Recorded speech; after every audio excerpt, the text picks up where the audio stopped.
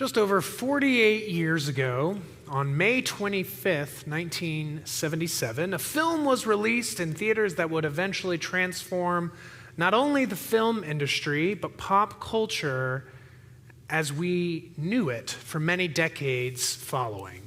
Now, for those of you who don't have a mimetic memory may not recognize this date, this was the day when Star Wars exploded into the world, capturing the imaginations of countless people, and eventually, of course, leading to one of the most epic and profitable film franchises in history. Now, I personally do not remember, as I'm sure many folks in this room, those tuning in online, when the original trilogy of Star Wars was released. However, I do remember my first encounter with Star Wars, but it was not the 3 original films. Instead, it was the prequel series, the first of which was released in 1999. While at the time I was about 5 or 6 years old, I didn't really understand the political intrigue and the brewing conflict that film centers on. I absolutely loved the pod racing, which is like the street racing that they have in it, and the lightsabers and the spaceships. All of those things riveted my attention. And what I didn't know at the time, and I'm sensing that some people know where I'm going here, what I didn't know at the time, and when I would ask my parents for more and more Star Wars-related merchandise over the subsequent years, was how negative the reception for these films was and continues to be. The Star Wars prequels that came out in the late 90s and early 2000s are actually often a punchline in many fan circles. I see some nodding heads out here. But those who are not familiar, these films were criticized for a variety of reasons. And as I've gotten older and more fully accepted my inner nerd, there's one critique, as I've learned more about this, there's one critique that everyone seems to agree on. It is ubiquitous, that drew the ire of critics and fans alike. And this critique was about the idea of midichlorians. Now, for those who are not well-versed in Star Wars language, a midichlorian is like this science fiction microorganism that lives within the cells of all living beings. These tiny organisms, the first Star Wars prequel tells us, are our connectors with the mysterious Force, the faceless and nameless energy that both the heroes and villains of the franchise use to shape reality more or less to their will. Trust me, I'm not going to bore you this entire evening with the intricacies of Star Wars lore. I'll leave that to Reddit and YouTube and many of the other apparent experts on the topic. But this critique that was laid against this idea of midichlorians actually, I think, carries a lot of weight and a lot of significance. And the reason is why this aspect of the Star Wars world angered so many. These microorganisms, these midichlorians, were introduced as explaining the key to different people's capabilities to tap into this great power of the Force. To introduce them was, for many, to quantify the unquantifiable, to reduce a mystical, even spiritual force into the results of a blood test. More than that, it presented a connection with the Force as something that was biological or even genetic, not the result of an expanded mind or an immovable spirit, as we were led to believe in the earlier films. What all of these debates around this specific issue point to is how we understand the origin of our heroes and remarkable people in general. It is that age-old question of nature or nurture.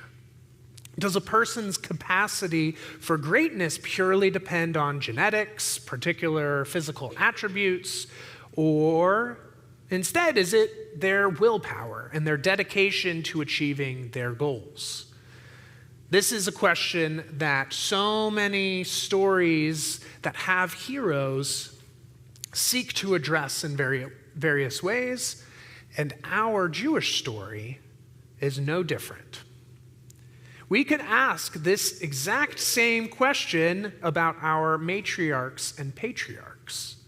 Specifically, this week in Parshat Lech Lecha, we encounter Abram, not yet Abraham. Right now, he's Abram, who receives the call from God to venture into the unknown to a place only later to be revealed. And we are left with the question, why did God choose Abraham? The text reveals no particular traits that might merit Abram and his wife Sarai at this point. There's nothing special necessarily, according to a literal reading of the text, that would explain how these two merit their journey to eventually become the parents and ancestors of so many nations and religions. Was it something about his particular genetic makeup, like Anakin Skywalker's high count of midichlorians? Or was it not something physical but spiritual or intellectual, some higher understanding that Abram or Abraham reached on his own? Or instead, was this distinction actually moral, a righteousness that he carried that distinguished him amongst his peers? Much ink has been dedicated these past 2 millennia or so, pondering these very questions. And of course, this has led, as you can imagine, to many different answers. Tonight, I want to explore just one, which comes to us from Genesis Rabbah, a collection of tales and interpretations on the stories and text of the Torah by the rabbis of ancient times. In Genesis Rabbah, we read a teaching of Rabbi Yitzchak, who explains the moment of God's call to Abraham using the following analogy. He says, "This is similar to a person who was passing from place to place and saw a candle-lit building. The person said, 'Is it possible that this building has no one in charge of it?' The owner of the building looked out at him and said, 'I am the owner of the building.' So because Abraham, our patriarch, was saying, 'Is it possible that this world is without an owner, without someone in charge?' And the Holy Blessed One looked at him and said to him, 'I am the owner of the world.'" All of this, according to Rabbi Yitzchak, were the moments that led up to that pivotal moment of Lech Lecha, of God calling to Abraham, telling him to go forth into a new world and a new story. So how are we to understand this parable, this analogy that Rabbi Yitzchak gives us? Gila Fine, an author and lecturer at the Pardes Institute of Jewish Studies in Jerusalem, lays out a few different options for this prequel to Abraham's call. The first is a more common interpretation, which is that Abraham was a mystic or a philosopher, someone who peered out into a beautiful world in all its detail and variety and understood, feeling the grandeur of this entire reality. He understood that something or someone must have been its creator. Understood this way, the call that Abraham receives is one of wonder at the world. And he eventually arrives at the ultimate truth of the one God that created it. But there's another way to understand this story. The other way is that the candlelit building, as many translations may translate the Hebrew, which I know we have some Hebrew speakers here, and in the original Hebrew it is dira doleket. Another way to understood this building is not as this beautifully lit, many actually translate it as a palace, but it's actually a building that is engulfed with flames, a building that is burning down. And so instead of seeing the beauty of the world, Abraham is instead confronted with its brokenness, the pain and the suffering and the injustice that was as true in his time as it is now. Concerned about this building on fire, Abraham then asks about the owner of the building, and this question is not rhetorical, asking about, does this building have an owner? But it is genuine. He's genuinely wondering if a world filled with so much pain indeed has any owner, any ruler at all. Seeing someone so concerned with the world and creation, God then speaks to Abraham, issuing to him a call to justice and morality that may mend the brokenness he sees. So when Abraham peered into this vision, was it beauty and wonder, or was it destruction and pain? Enter our third interpretation, which comes from the late Rabbi Lord Jonathan Sacks. And he, as he did in so many different ways, bridges these two understandings together. He teaches that when Abraham saw the house, it was indeed a palace. It was a beautiful and magnificent structure with intricate detail and adornment, but it was on fire. In this moment, he teaches, Abraham witnessed both realities at once: the grandeur and beauty of creation and the brokenness of the current state of the world. Peering into the flames, Abraham saw the world as it was, but also saw the world as it could be, as it ought to be. It was his ability to hold both of these truths that led God to reach out to him. And it was this ability that merited him and his wife to become spiritual guides whose lives and lessons continue to resonate today.